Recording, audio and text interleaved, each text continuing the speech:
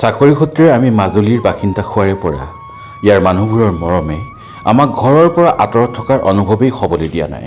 আজি আমাৰ ঘৰৰ মালিক খুৰাহঁতৰ নামঘৰত এটি অতি সুন্দৰ দিন অতিবাহিত কৰিলোঁ। তেওঁলোকৰ নিমন্ত্ৰণ ৰক্ষা কৰি আজি তেওঁলোকৰ নিজা নামঘৰত উপস্থিত হ'লোগৈ। আজি তেওঁলোকৰ নামঘৰত ন খোৱাৰ লগতে এভাগি নামৰ আয়োজন কৰা হৈছিল।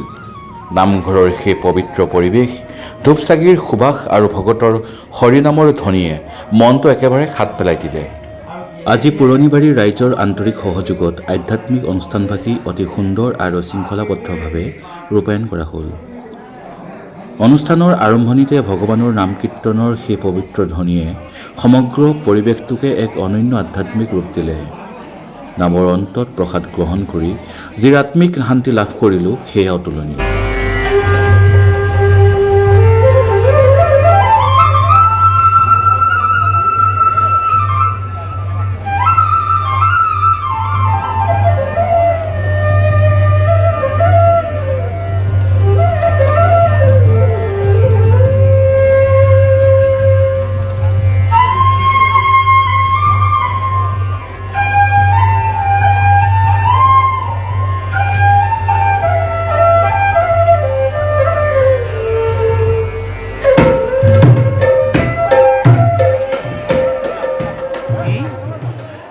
নামৰ শেষত সকলোৰে সৈতে বহি এসাঁজ তৃপ্তিৰে ন চাউলৰ ভাত খালোঁ।